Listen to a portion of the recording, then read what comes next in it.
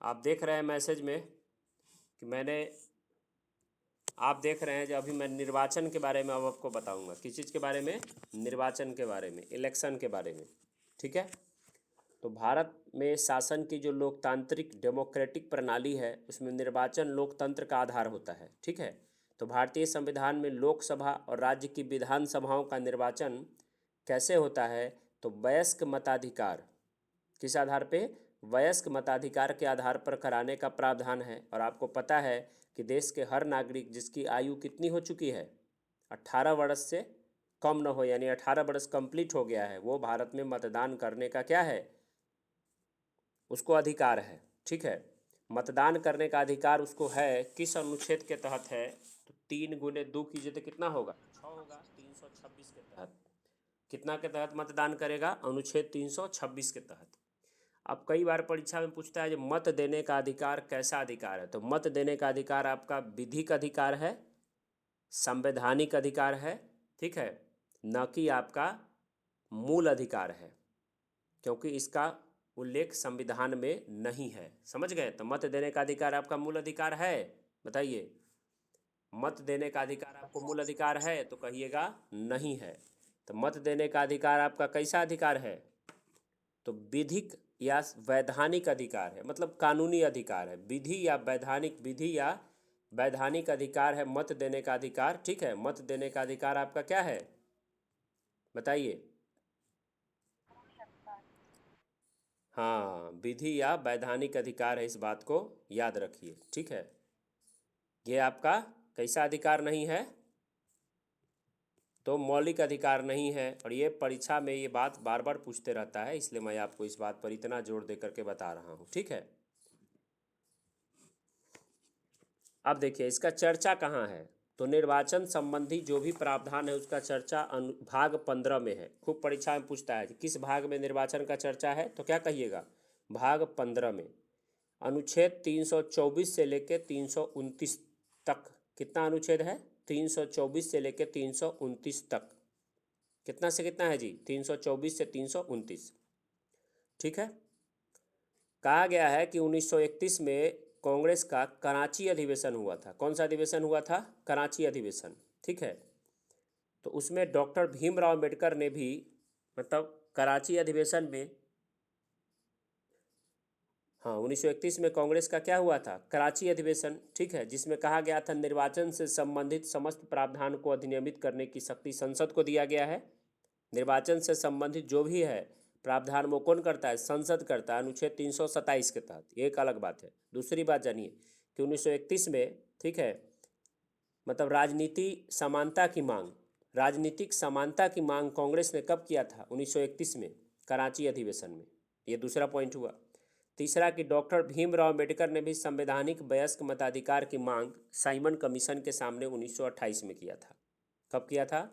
1928 में डॉक्टर अंबेडकर ने सार्वजनिक सार्वभौम वयस्क मताधिकार का मांग साइमन कमीशन के सामने। साइमन कमीशन कब आया था? 1928 में किया था।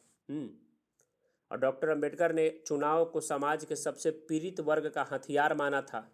ठीक है। और आपको पता है कि अभी लास्ट तक, हमको लगता है 10 साल पहले, 12 साल पहले तक तो बिहार में भी कोई जा कर के जो पिछड़े वर्ग के लोग थे वो मतदान करना जानता भी नहीं थे। क्या? तो इधर सबको अधिकार मिला है नीतीश कुमार के आने के बाद।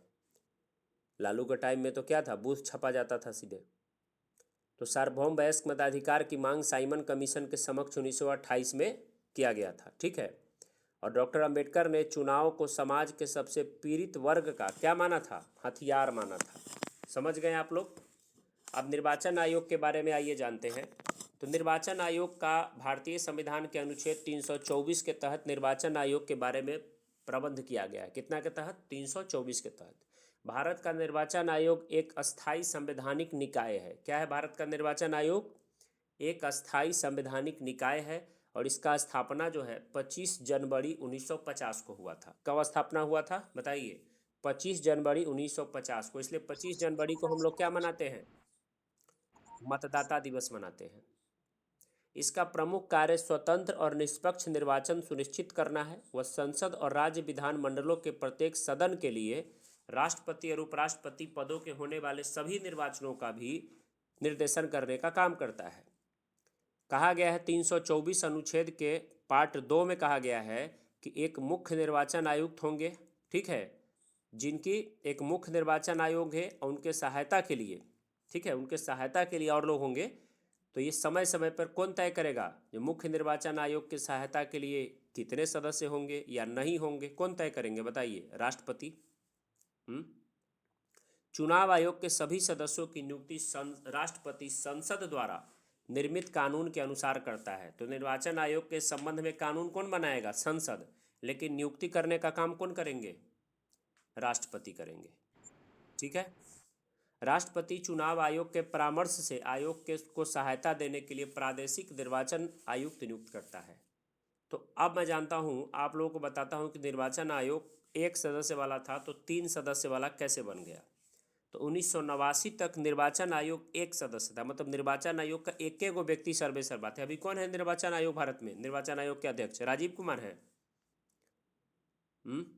तो अभी जो हैं राजीव कुमार, तो उनके नीचे में 2 और उनको सहायक है। ये पहले नहीं था कहानी, पहले क्या था, एक होता था, ठीक है।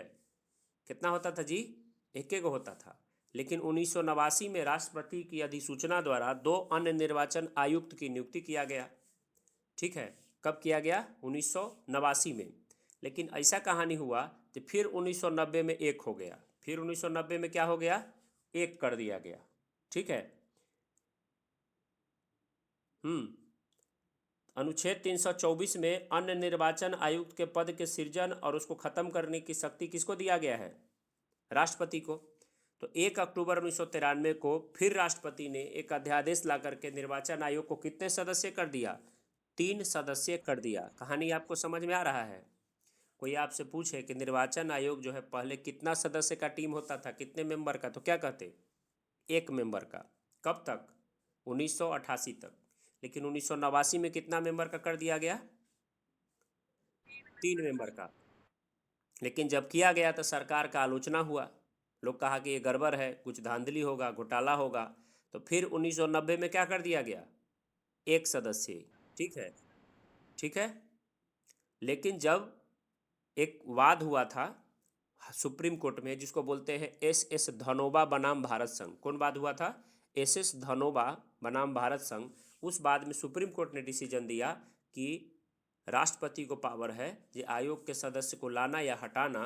तो 1 अक्टूबर 1993 से फिर से सदस्य का क्या कर दिया गया? 3 सदस्यीय आयोग बना दिया गया। और अभी भी कितने सदस्य आयोग चल रहा है? 3 सदस्यीय आयोग चल रहा है। समझ गए? बताइए।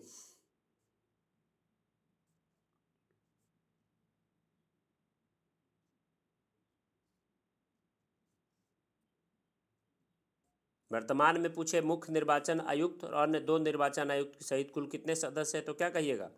3 सदस्य है। निर्वाचन आयोग की संरचना को लेकर वर्तमान में विवाद भी उठने लगे हैं। इसके सदस्यों की नियुक्ति और एक ऐसे समिति के द्वारा किए जाने की मांग की जा रही कि राष्ट्रपति, प्रधानमंत्री, राज्यसभा के सभापति और विपक्ष के नेता सम्मिलित हो। ये मैंने आपको पढ़ाया भी है।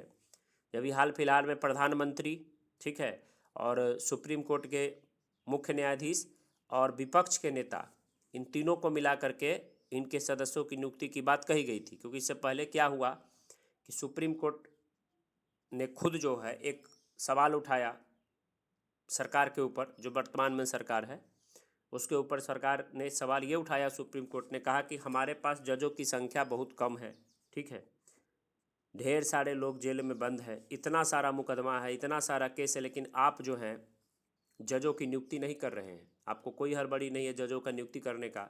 लेकिन निर्वाचन आयोग में क्या हड़बड़ी है कि एक दिन पद खाली हुआ, 24 घंटा में एक व्यक्ति को बैठा दिया गया। कितना घंटा में बैठा दिया गया? 24 घंटा में। तो कहा कि 24 घंटा में बैठा दिए, क्या दाल में काला है, क्या इलेक्शन का सेटिंग होगा? ऐसा सुप्रीम कोर्ट ने एक सवाल उठाया। मतलब लोग तो यही समझेगा ना। तो सुप्रीम कोर्ट की इस बात पे सरकार ने तुरंत क्या किया, कहा कि नहीं, इसको पारदर्शिता लाया जाए। तो सुप्रीम कोर्ट के जज जो है, मुख्य जज, प्रधानमंत्री और विपक्ष के नेता, तीनों मिल करके क्या किए, बोले कि अब जो है कोई अगर नियुक्त होगा ये तीनों में से तो मैं उसमें तीनों मिल के करूँगा। तो कोई कोई लफड़ा नहीं न रहेगा जी, कोई हेर फेर नहीं न रहेगा। सुप्रीम कोर्ट के जज तो नहीं बिक जाएंगे, विपक्ष का नेता तो नहीं बिकेगा। ऐसा बात हुआ।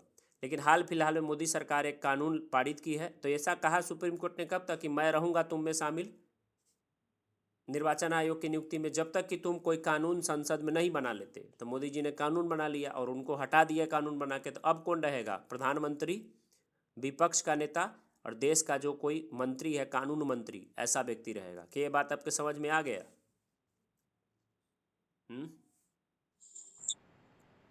मुख्य निर्वाचन आयुक्त अपने पद पर 65 वर्ष की आयु तक या 6 वर्ष जो पहले हो रखते हैं। ठीक है, 65 वर्ष या 6 वर्ष। और अन्य निर्वाचन आयुक्त कितना रहेंगे? 6 वर्ष या 62 वर्ष। समझ गए?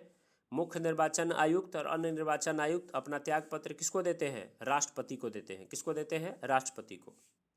मुख्य निर्वाचन आयुक्त को उसी प्रकार उसके पद से हटाया जाता है जिस प्रकार सर्वोच्च न्यायालय के न्यायाधीश को हटाया जाता है। समझ गए? छोटा मोटा पोस्ट नहीं है ये सब। दूसरे शब्दों में मुख्य निर्वाचन आयुक्त को राष्ट्रपति तभी उसके पद से हटा सकता है जब उसके विरुद्ध कदाचार या अक्षमता का आरोप सिद्ध हो गया हो। तो संसद के दोनों सदनों के सदस्यों के पूर्ण बहुमत उपस्थित और मतदान करने वाले सदस्यों के, तो सुप्रीम कोर्ट की तरह हटाएगा तो कितना? 2/3। 2/3 से पास कर दिया जाता है। अन्य निर्वाचन आयुक्त या प्रादेशिक निर्वाचन आयुक्त को मुख्य निर्वाचन आयुक्त की सिफारिश पर राष्ट्रपति पद से हटा देते हैं। अन्य को हटाने का ज़्यादा लफड़ा नहीं है। मुख्य निर्वाचन आयुक्त सिफारिश करेंगे और उनको क्या किया जाएगा? हटा दिया जाएगा। समझ गए?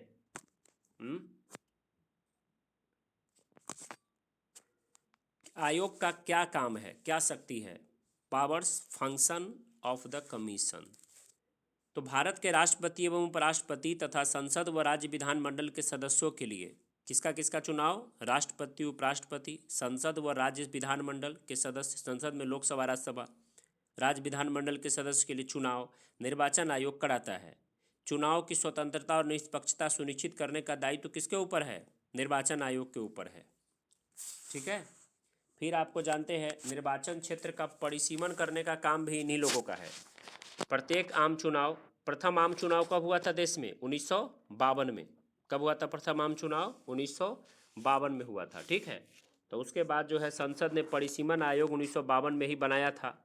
तो इसमें कहा गया है कि जो प्रत्येक जनगणना जो होगा, जनगणना कितने साल पे होता है? 10 साल पे।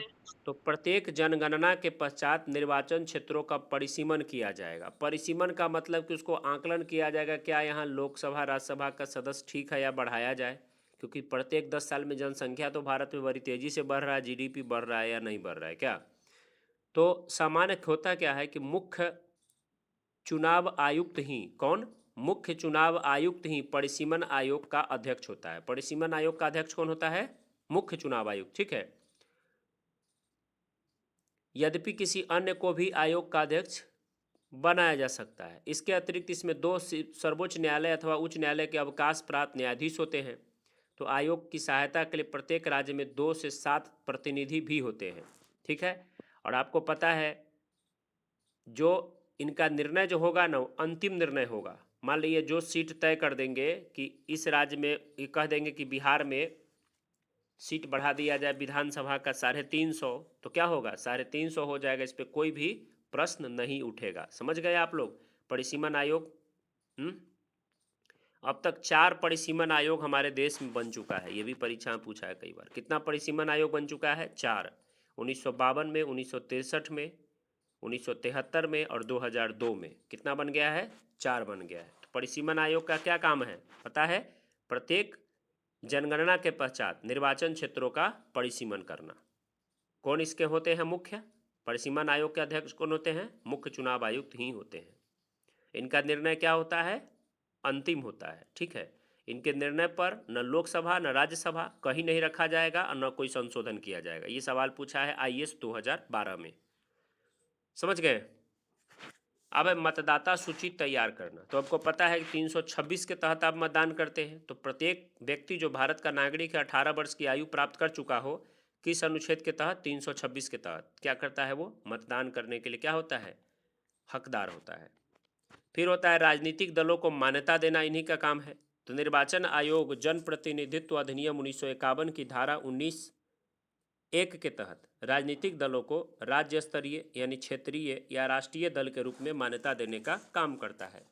वर्तमान में किसी राजनीतिक दल को अगर राज्य स्तरीय दल का दर्जा देना है, कौन सा दर्जा देना है? राज्य स्तरीय दल का दर्जा। कौन सा दर्जा देना है जी? राज्य स्तरीय दल का दर्जा। तो ध्यान से सुनिएगा और कॉपी में लिखियो लीजिएगा, क्योंकि बहुत लोग को समझ में नहीं आता है। ठीक है, तो राज्य स्तरीय दल का दर्जा देना है। मान लिए कि इसमें जो है कोई आदमी इसी ग्रुप से है, पार्टी बना लिए। कौन बनाएगा पार्टी इसमें? प्रिंस कुमारी बहुत कम क्लास में पढ़ते हैं, पार्टी बनाएंगे। तो मान लिया आपने कोई पार्टी बना लिया बिहार सरकार में, ठीक है, तो कैसे दर्जा मिलेगा आपको राज्य स्तरीय, आप समझिए। ठीक है, तो उसे क्या करना है, उसे या तो संसदीय या विधानसभा के विगत आम चुनाव में उस राज्य के कुल वैध मत का न्यूनतम 6% मत प्राप्त करना होगा। समझ रहे हैं? मान लीजिए कि बिहार में अभी लोकसभा का चुनाव होने वाला है ना, लोकसभा का तो पूरे देश में होने वाला है क्या। तो आपने एक पार्टी बना लिया, प्रिंस कुमार आपने क्या किया, एक पार्टी बना लिया अपना। तो आपके पार्टी को राज्य स्तरीय दर्जा लेने का चर्चा होगा, तब ना आपको कोई जानेगा, कोई नेता जिसका पार्टी है। तो या तो लोकसभा का चुनाव 24 में हो रहा है, या तो विधानसभा का चुनाव कब होगा बिहार में, 25 में होगा। इन दोनों में से कोई चुनाव में उस राज्य में जितना भी वैध मत है, मान लीजिए बिहार की जनसंख्या 14 करोड़ है, लेकिन 10 करोड़ आदमी कहीं वोट देता होगा खुशी खुशी, तो वो जो वैध मत है उसका 6% मत आपको प्राप्त करना होगा। कितना प्राप्त करना होगा? 6%। ठीक है, 6% मत ले आइए। ये सबको समझ में आ रहा है जी? कितना लाना है? 6%। या तो जो आम चुनाव आ रहा है यानी लोकसभा का, उसमें, नहीं तो अगला साल विधानसभा होगा बिहार में 25 में, उसमें कोई में से भी 6% ले आइए। और नहीं तो विधानसभा में कम से कम 2 सीट जीत लीजिए। कितना सीट जीत लीजिए? कै गो विधायक ले आइए? 2 विधायक। ये पहला शर्त है। पहला शर्त समझ में आया आप लोगों को अच्छा से? क्या है पहला शर्त? हाँ, और विधानसभा में अगर नहीं ला पाए, हाँ हाँ, अब विधानसभा में 2 सीट ले आइए, वैध मत का 6% लाइए और विधानसभा में कम से कम 2 सीट लाइए। या नहीं, मतलब दोनों शर्तें हैं। 6% लाइएगा तो 2 विधायक तो जीतिए जाएगा जी कम से कम, क्या। तो कहावत है जो उसे या तो संसदीय या विधानसभा के विगत आम चुनाव में उस राज्य के कुल वैध मत का न्यूनतम 6% मत मिला हो और वह विधानसभा में कम से कम 2 सीट जीत गया हो। ये पहला शर्त है, समझ गए? पहला शर्त क्या है? पहला शर्त 6% वैध मत, या तो लोकसभा का चुनाव है, नहीं तो विधानसभा का, किसी में भी। और नहीं तो और साथ में विधानसभा में कितना सीट होना चाहिए? 2 सीट। पहला शर्त हो गया कंप्लीट।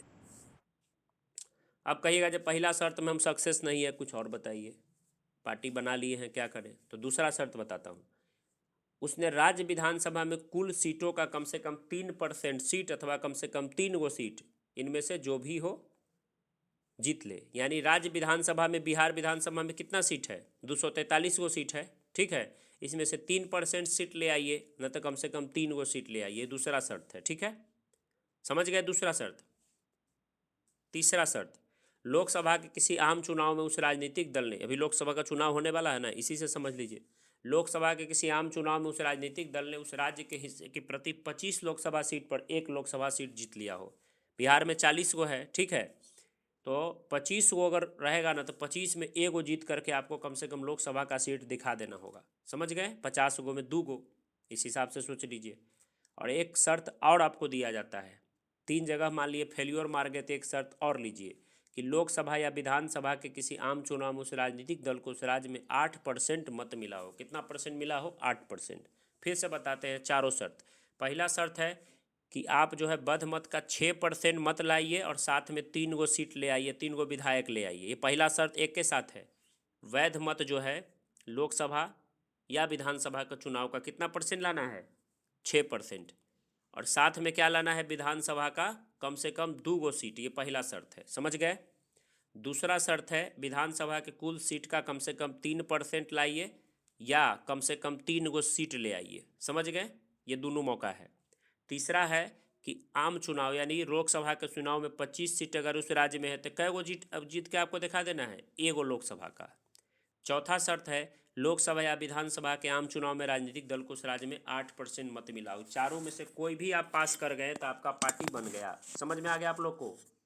लेकिन ये पार्टी कैसा बना? राज्य स्तरीय पार्टी बना। कैसा पार्टी बना? राज्य स्तरीय पार्टी। समझ में आया? बताइए। अब आपने देखा कि केजरीवाल जो है, अरविंद केजरीवाल, उनकी पार्टी अभी राष्ट्रीय पार्टी बन गई है क्या? तो आपके मन में आना चाहिए कि राष्ट्रीय पार्टी का शर्त तो बता दीजिए।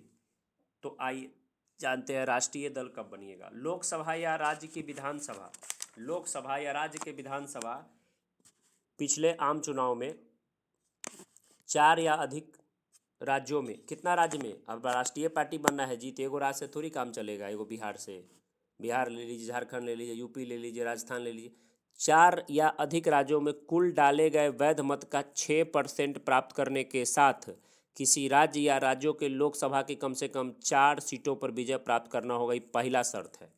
पहला शर्त क्या है कि 4 या अधिक राज्यों में कुल डाले गए वैध मत का कितना परसेंट लाना पड़ेगा? 6%। और साथ में ही 4 गो लोकसभा का सीट ला करके दिखा दीजिए, भले ही एक के राज्य में ले आइए, नहीं तो चारों राज्य मिला के लाइए, लेकिन लाना होगा। ये पहला शर्त समझ में आया आप लोगों को? 4 या अधिक राज्यों में कुल डाले गए वैध मत का कितना परसेंट लाना पड़ेगा? 6%। और साथ में एक राज्य में या राज्यों में, चारों में मिला करके कितना सीट लोकसभा को दिखा देना होगा, ला के जीत के 4 सीट। समझ गए? दूसरा शर्त जानिए, लोकसभा में उसे कम से कम 2 सीटें, अर्थात लोकसभा की कुल 2% सीट, मतलब लोकसभा में उसे कम से कम 2% सीट, यानी लोकसभा में कुल 243 सीट है, उसका 2% कितना होगा? 11 सीट होगा। तो 11 सीट जीतना होगा, जो कम से कम 3 राज्यों में जीतना होगा। कितने राज्यों में? 3 राज्यों में। दूसरा शर्त समझ में आया? लोकसभा में उसे कम से कम 2% सीट, यानी लोकसभा की कुल 543 में 11 सीट जीतना होगा। दूसरा शर्त है। कितने राज्यों में? ये 3 राज्यों में। और तीसरा शर्त है, उसे कम से कम 4 राज्यों में क्षेत्रीय दल का दर्जा प्राप्त हो। क्या दर्जा प्राप्त हो? क्षेत्रीय दल का। समझ गए कहानी? बताइए, कोई दिक्कत नहीं ना? राजनीतिक दलों को चुनाव चिन्ह प्रदान करना किसका काम है? चुनाव आयोग का। निर्वाचन आयोग मान्यता प्राप्त राजनीतिक दलों और चुनाव से पूर्व सभी प्रत्याशियों को चुनाव चिन्ह देता है। राष्ट्रीय और राज्य स्तरीय मान्यता प्राप्त दलों को आरक्षित चुनाव चिन्ह तथा अन्य प्रत्याशियों को अनारक्षित चुनाव चिन्ह प्रदान किया जाता है। चुनाव चिन्ह संबंधी विवादों का निपटारा भी चुनाव आयोग खुद करता है। झगड़ा होता है तो निर्वाचन आयोग के निर्णय के विरुद्ध आप सर्वोच्च न्यायालय में अपील कर सकते हैं। ऐसा नहीं कि नहीं जा सकते हैं, आपको लगे कि धांधली हुआ है तो अपील कर सकते हैं। अभी हाल ही में देखा आपने कि हरियाणा में मेयर का चुनाव हुआ और बीजेपी की धांधली हुई वहाँ पर ज़बरदस्त। ठीक है। और बीजेपी के जो मेयर का जो फाइनल कर रहे थे, उन्होंने क्या किया, जीते हुए कैंडिडेट का वोट काट दिया, बिना मतलब के 6 वोट गलती कर दिया और बीजेपी के कैंडिडेट को जिता दिया। सुप्रीम कोर्ट ने तुरंत संज्ञान लिया और सुप्रीम कोर्ट ने उसको हटा करके कुर्सी से किसको बैठा दिया? विपक्षी यानी केजरीवाल के पार्टी जो हरियाणा में चुनाव मतलब हासिल किया था मत, उसको मेयर के पद पे बैठा दिया। लेकिन बीजेपी भी दिमागी लाल है, तुरंत उसके 4 गो जो जीतल था ओकरा तोड़ करके अपना पास ले आया और फिर सरकार बना लेगा। तो इसका क्या कहिएगा? कुछ कहिएगा? तो समझ में आया? छोड़, विवाद भी होगा, उसका निपटारा भी ये खुद करेगा, लेकिन आप सर्वोच्च न्यायालय में जा सकते हैं। उधर राज्य स्तरीय या पार्टी जो बनना है, राज्य स्तरीय या ये पार्टी, तो इसके लिए समझ गए पूरा शर्त ना? राज्य स्तरीय पार्टी बनना है या राष्ट्रीय पार्टी, इसका शर्त समझ गए अच्छा से? ये भी समझ गए कि राजनीतिक दलों को चुनाव चिन्ह कैसे देता है। मान लीजिए आप आरजेडी से हैं तो ललटेन तो है ही, जो भी जाएगा विधायक उसको देख लेगा, कहेगा ठीक है ललटेन तुम्हारा है, इससे तुम लड़ो। अरी खड़ा हो गई, प्रीति खड़ा हो गई, इसको कोई पार्टी नहीं देगा, कहा जी पढ़ती लिखती भी खूब नहीं है, इसको कोई पार्टी लिया नहीं। तो कहीं जब बाहुबली आदमी है, पैसा वाला है, ये क्या लड़ लेगी? निर्दलीय लड़ लेगी। तो ये भी जब जाएगी निर्दलीय लड़के, तो इसको भी चुनाव आयोग क्या करेगा? कोई न कोई एगो एक चिन्ह जो है आवंटित करेगा। ठीक है, भले कोई छाप हो, किताब छाप हो, लुसेंट छाप हो, लेकिन एक तो देगा ना, तब ना लड़ेगी। लड़ने के बाद जो पार्टी जीतेगा उसमें जा करके मंत्री बन जाएगी। समझ में आया आप लोग को? निर्वाचन का संचालन कराना। निर्वाचन आयोग राष्ट्रपति, उपराष्ट्रपति, संसद यानी लोकसभा, राज्यसभा और राज्य विधानमंडलों, विधानमंडल में विधानसभा और जहाँ विधान परिषद है वो भी, उस सब के आम चुनाव और मध्यावधि चुनावों और उपचुनावों का क्या करता है? नियंत्रण और निर्देशन करने का काम करता है, कंट्रोल और डायरेक्शन करता है। स्थानीय निकायों यानी पंचायतों एवं नगरपालिका का चुनाव राज्य निर्वाचन आयोग कराता है। ये भी परीक्षा में पूछता है। जो स्थानीय चुनाव कौन कराता है, तो क्या कहिएगा, स्थानीय चुनाव जो मुखिया उखिया का होता है तो वो कराने से थोड़ी आएगा निर्वाचन आयोग इतना बड़ा चीज़, तो उसको पंचायत और नगर पालिका का चुनाव कौन कराएगा, निर्वाचन आयोग ही कराएगा, लेकिन राज्य निर्वाचन आयोग कराएगा। कौन कराएगा, राज्य निर्वाचन आयोग। समझ में आ गया?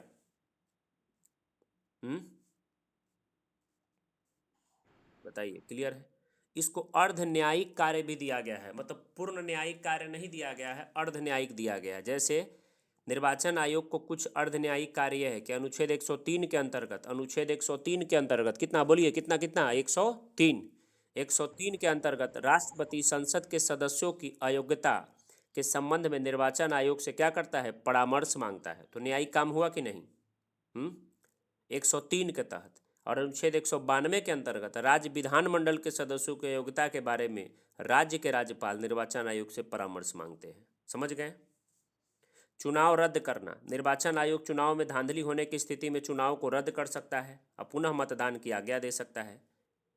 जब कभी संसद या विधानमंडल मतदान की आज्ञा दे, मतलब जब कभी संसद या विधानमंडल का स्थान खाली हो जाता है, निर्वाचन आयोग उसको भरने के लिए क्या करवाता है, बाई इलेक्शन, उपचुनाव करवाता है, उपचुनाव कराता है ना।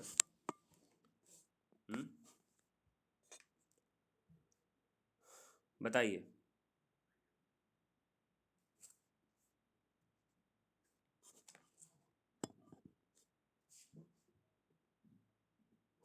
क्लियर है यहाँ तक?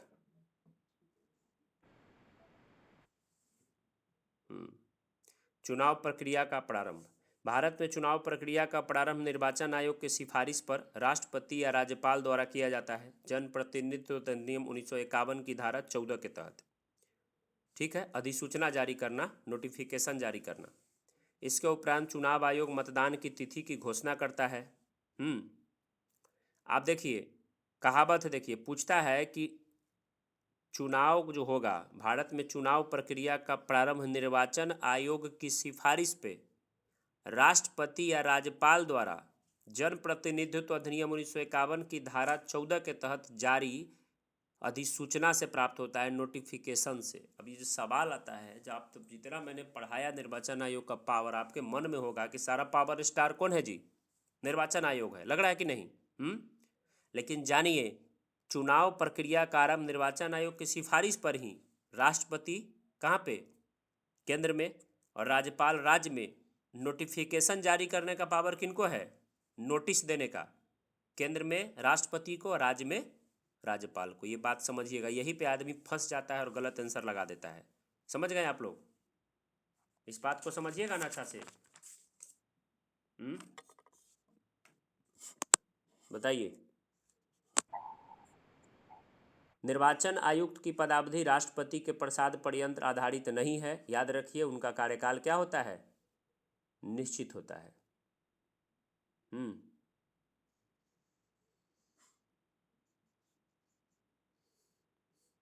कई सारा समिति का चर्चा बना हुआ है। दिनेश गोस्वामी समिति परीक्षा में पूछता है किससे संबंधित है, तो क्या कहिएगा, चुनाव आयोग से। तारकुंडे समिति किससे है, चुनाव आयोग से। इंद्रजीत गुप्त समिति, के संथानम समिति, ये 4 समिति का संबंध चुनाव आयोग से। तारकुंडे समिति बोला था वयस्क मताधिकार की आयु 21 वर्ष से घटा करके 18 वर्ष करने का। तारकुंडे समिति के सिफारिश पे, ठीक है, 61वां संविधान संशोधन अधिनियम द्वारा क्या किया गया, 21 वर्ष से आयु घटा करके कितना कर दिया गया, 18 वर्ष कर दिया गया। ठीक है, तो ये सब भी बार बार पूछते रहता है। जनता द्वारा निर्वाचित प्रतिनिधियों को जनता द्वारा ही अपदस्थ किए जाने के अधिकार को प्रत्यावर्तन का अधिकार कहते हैं, right to recall. Right to recall का अधिकार आपके देश में नहीं है। अगर राइट टू रिकॉल का अधिकार मिल जाए तो समझ जाइए कि जो भी प्रधानमंत्री है, जो भी सांसद है, जो भी मंत्री है, सबको कभी रात में नींद नहीं आएगा। राइट टू रिकॉल का मतलब समझते हैं क्या होता है? राइट टू रिकॉल का मतलब होता है कि आपने सांसद चुन दिया, 5 साल के लिए फिक्स है, वो समझता है 5 साल कितना भी गुंडागर्दी करेंगे हमको कोई नहीं हटाएगा। क्या होता है कि नहीं हमारे देश में? बताइए। लेकिन राइट टू रिकॉल अगर लागू हो जाएगा हमारे देश में तो बहुत ज़रूरी है। राइट टू रिकॉल लागू हो जाएगा तो मान लीजिए जैसे कि कोई सांसद है, कोई मंत्री है, मोदी जी हैं, जिनसे आप त्रस्त हो गए हैं, वो तानाशाही करने लगे हैं, उनको पता है कि 5 साल तक मेरा ये कुछ नहीं करेगा, तो राइट टू रिकॉल अगर लागू हो जाएगा, ठीक है, तो आप जब चाहे उनको हटा सकते हैं, या आपको पावर दे दिया जाएगा। फिर मतलब एक ऑनलाइन मतदान होगा या कैसे भी होगा, तुरंत उनको क्या हो जाएगा, वोटिंग होगा, और ये कहा जाएगा जी इनका परसेंटेज, कम परसेंटेज चाहने वाले हैं और उनको पद से क्या होगा बताइए, हटना होगा। तो ये व्यवस्था कुछ देश जैसे रूस, अमेरिका के कुछ राज्यों में और स्विट्ज़रलैंड में ये कानून है, राइट टू रिकॉल। हमारे देश में एम.एन. वेंकट चलैया आयोग बना था, एम.एन. वेंकट चलैया आयोग राइट टू रिकॉल के लिए 2002 में ही, लेकिन क्या सरकार इसको लागू करेगा? कोई उम्मीद नहीं है लागू करने का। ऐसा एक बार हमारे देश में हो चुका है। 2001 में मध्य प्रदेश के शहडोल जिले के अनूपपुर नगर में एक पंचायत की अध्यक्षता थी, जिनका नाम था श्रीमती पल्लविका पटेल। उनको मतदाताओं ने क्या किया, राइट टू रिकॉल के तहत क्या किया था, हटा दिया था। क्या किया था, राइट टू रिकॉल के तहत हटा दिया था। आपको पता है बाई इलेक्शन, उपचुनाव के तहत अगर कोई चुना जाता है, कोई मतलब 3 साल तक, मान लिए कि किसी के गांव में कोई विधायक था, वो 3 साल तक मर गया, तो 2 साल उसका पोस्ट बचा हुआ है ना, तो राइट मतलब क्या होगा, उपचुनाव से चुना जाएगा किसी व्यक्ति को, तो कितना दिन रहेगा, 2 साल ही रहेगा। याद रखिए 5 साल नहीं रहेगा, क्योंकि जब चुनाव होगा तो उसको क्या होगा जी, हटना होगा। तो बताइए, निर्वाचन आयोग से समझ में बातें आप लोगों को आया अच्छा से? हम्म तो आइए कुछ सवाल आप लोग बना लीजिए। भारतीय संविधान के किस अनुच्छेद के तहत चुनाव आयोग के बारे में प्रावधान है बताइए? 324 के तहत। भारत की निर्वाचन प्रणाली किस देश की निर्वाचन प्रणाली के समरूप है? ब्रिटेन के। निर्वाचन आयोग का स्थापना कब हुआ था? 25 जनवरी 1950। इतना बार बोले हैं तो कौन मेरे भाई 1951 बोल रहे हैं चुपके से। भारत में संसद तथा राज्य विधानमंडल के चुनाव संपन्न कराने की शक्तियां किस संवैधानिक निकाय को है? निर्वाचन आयोग को। भारत के मुख्य निर्वाचन आयुक्त की नियुक्ति कौन करता है? राष्ट्रपति। मूल संविधान में आम चुनाव के लिए मतदान की आयु कितनी थी, न्यूनतम आयु मूल संविधान में? 21 वर्ष। मुख्य चुनाव आयुक्त की पदावधि कितनी होती है, मुख्य चुनाव आयुक्त की? 6 साल या 65 वर्ष। भारत में सार्वजनिक मताधिकार के आधार पर प्रथम आम चुनाव कब हुआ था? 1952 में। 52 में हुआ था, 51 52 कहते हैं लेकिन 52 में हुआ था। भारत में सर्वप्रथम महिलाओं को मताधिकार कब दिया गया था? 1919 के अधिनियम में मिला था, लेकिन 1926 में महिला पहली बार जाके वोटिंग की थी। कब की थी? 1926 में। प्रथम परिसीमन आयोग का गठन कब किया गया था बताइए? अरे 1952 बोले हैं ना, नहीं बोले थे? प्रथम परिसीमन आयोग 1952 में, दूसरा 62 में, तीसरा 73 में, चौथा 2002 में, चारे को अभी तक होबे किया है क्या? चतुर्थ परिसीमन आयोग के अध्यक्ष कौन थे 2002 वाले लास्ट के? न्यायमूर्ति कुलदीप सिंह। कौन थे? न्यायमूर्ति कुलदीप सिंह। चतुर्थ परिसीमन आयोग का गठन कब किया गया था? 2002 में। परिसीमन संबंधी मामलों में अंतिम निर्णय देने का अधिकार किसे है? परिसीमन आयोग को ही है, कोई न छेड़छाड़ करेगा उसके निर्णय को। प्रत्येक लोकसभा और विधानसभा चुनाव के पूर्व मतदाता सूची तैयार कराने के कार्य का निरीक्षण, निर्देशन और नियंत्रण कौन करेगा? कौन करता है काम, मतदाता सूची तैयार करना लोकसभा विधानसभा से पहले? निर्वाचन आयोग। किस संविधान संशोधन द्वारा मतदान की आयु 21 वर्ष से घटा करके 18 वर्ष कर दिया गया? 61वां संविधान संशोधन 1989। ठीक है। तो ये जो 18 वर्ष के लोग हैं कब चुनाव देने लगे? तो 18 में से घटा दीजिए आधा, आधा 18 का आधा क्या होगा? 9। तो 9वीं लोकसभा के आम चुनाव में। याद हो गया सब दिन के लिए? निर्वाचन आयोग को 3 सदस्यीय आयोग पहली बार कब बनाया गया था? 89 में बनाया गया था, 90 में हटा दिया गया, फिर बना दिया गया कब, जो सब चला रहा है लगातार 93 से। ठीक है। पहली बार जब चुनाव आयोग को बहुसदस्यीय बनाया गया तो उस समय भारत के मुख्य चुनाव आयुक्त कौन थे? पूछ सकता है। जो 89 में 3 मेंबर का बनाया गया तो कौन थे? तो उनका नाम था RBS पेरी शास्त्री। क्या नाम था? RBS पेरी शास्त्री। राजनीतिक दलों को राज्य स्तरीय राजनीतिक दलों के रूप में मान्यता कौन देता है? निर्वाचन आयोग।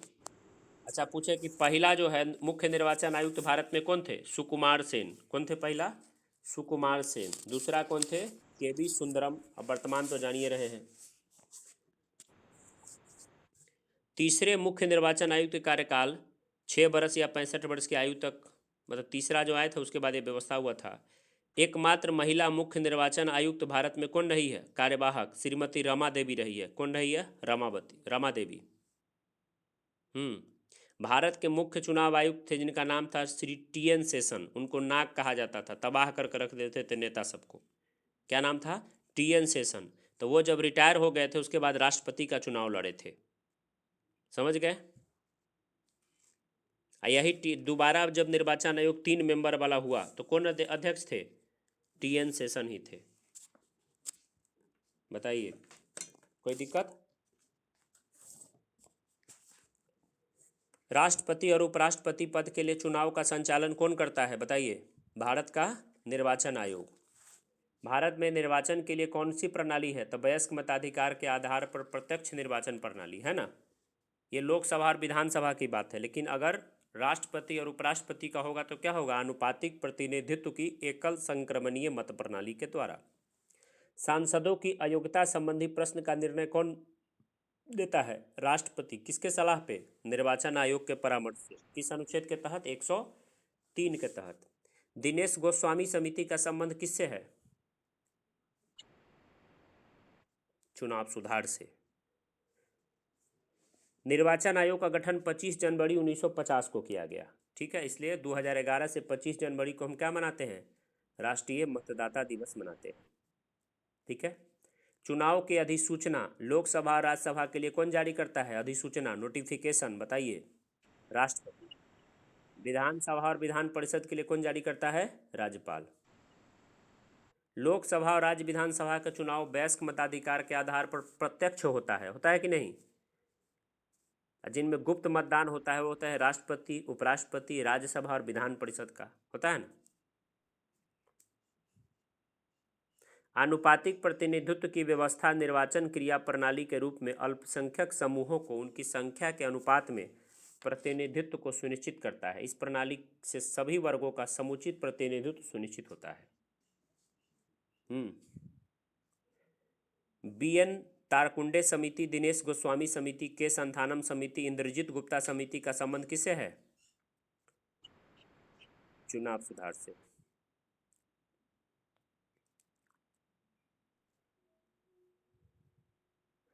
चुनाव में भाग लेने वाले उम्मीदवारों के लिए न्यूनतम शैक्षणिक योग्यता जो तय करने की बात कही गई थी वो संथानम समिति ने किया था। कौन समिति? संथानम समिति। मतदाताओं को जो फोटो लगा रहता ना, आपके मतदाता पत्र पे फोटो लगा ना, फोटो आपका, ये बात कहा था दिनेश गोस्वामी समिति ने। कौन कहा था? दिनेश गोस्वामी समिति। 21 वर्ष से एज 18 वर्ष करने के लिए कौन कहा था? तारकुंडे समिति। सब बात मैंने बता दी आपको।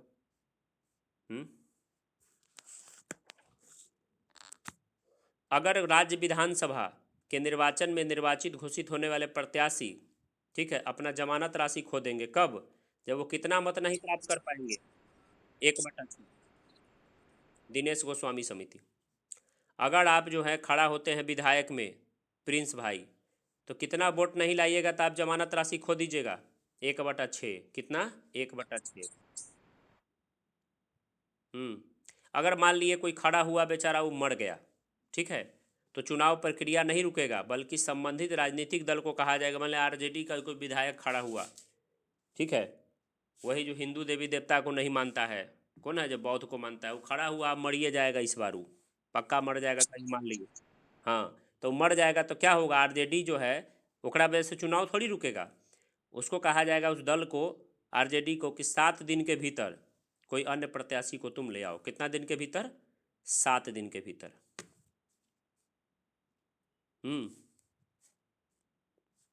समझ गए? कोई प्रत्याशी लोकसभा या विधानसभा के चुनाव में कितना से अधिक जगह पे नहीं लड़ सकता? 2 जगह से अधिक पे। 2 जगह मैक्सिमम आप लड़ सकते हैं। मोदी जी 2 जगह लड़ते हैं, वो गुजरात में और वो वाराणसी में। वो बेचारे रिस्क में ज़रूर सोचते हैं कि कहीं गड़बड़ा गया तो कौन गारंटी है, लेकिन जीत जाते हैं अपना। क्या जीत जाते हैं तो कहते हैं ठीक है, उधर गुजरात वाला छोड़ देते हैं, इधर रखले रहते हैं। रखना एक है जीतने के बाद, एगो छोड़ देना है, समझ गए। संसद राज्य विधानमंडल की आकस्मिक रिक्तियों को भरने के लिए 6 माह के अंदर पुनः मतदान कराया जाएगा। अगर कोई विधायक टपक गया, कुछ गड़बड़ हो गया, कोई सांसद चला गया, तो कितना दिन में कराया जाता है री इलेक्शन? 6 माह में। नामांकन पत्र वापसी की अंतिम तिथि और मतदान की तिथि में कम से कम कितना दिन का अंतर होता है? 14 दिन का अंतर होता है। ये बार आप पूछा, आपको परीक्षा पूछता होगा जी, चुनाव प्रचार कब बंद कर दिया जाता है, कितना घंटा पहले रहता है सेट में? खूब आप लोग गलती उलती खूब करते होंगे। मतदान के 48 घंटे पहले चुनाव प्रचार क्या किया जाता है? बंद कर दिया जाता है। अगर उल्लंघन कीजिएगा तो कितना जुर्माना लगेगा पता है? उल्लंघन करने पे जमानत का कितना जुर्माना का राशि है? 250 रुपया है। कितना राशि है? 250 रुपया। इसलिए तो उल्लंघन करता है सब, कहता है 250 रुपया कौन बड़का बात है। एक बार 5वीं लोकसभा का कार्यकाल 1 साल के लिए बढ़ाया गया था, इंदिरा गांधी जी ने बढ़ाया था, ठीक है। अनुच्छेद 83 के तहत आपातकाल के दौरान संसद को एक बार में 1 वर्ष के लिए लोकसभा का कार्यकाल बढ़ाने का क्या है? शक्ति प्राप्त है, ठीक है। विश्व के कुल 22 देशों में मतदान अनिवार्य है। कितने देशों में? 22 देशों में, ठीक है। लगभग मैंने आपको भारत का ईवीएम का प्रयोग कहाँ कहाँ जाता है पता होता है? नेपाल में, भूटान में, नाम्बिया में, फिजी में, केनिया में, सब जगह इलेक्शन भारत के ईवीएम से ही होता है।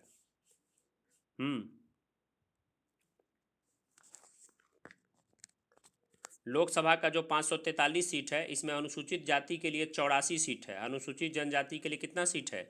47 सीट है। कितना सीट है? 47 सीट है। अगर आप चाहते हैं लोकसभा का चुनाव लड़ना, अगर जनरल वर्ग से आते हैं, सप्ताह में जनरल है, तो 25,000 रुपया अपना जेब में रख ले रही है। कितना रुपया? 25,000 रुपया, ठीक है। और अगर आप आते हैं जनरल वर्ग से तो 25,000 रख लीजिए, और SC ST हैं तो 12,000 से काम चल जाएगा। कितना रखना पड़ेगा? 12,000। तो कहेगा नहीं लोकसभा नहीं लड़ेंगे, विधानसभा लड़ेंगे, विधायक बनेंगे, तो जनरल वर्ग से तो 11,000 रुपये रखना होगा। कितना? 11,000। और SC ST है तो 5,000। और अगर 1/6 नहीं लाएगा तो ये पैसा क्या होगा? चुनाव आयोग अपने पास रख लेगा। समझ में आया?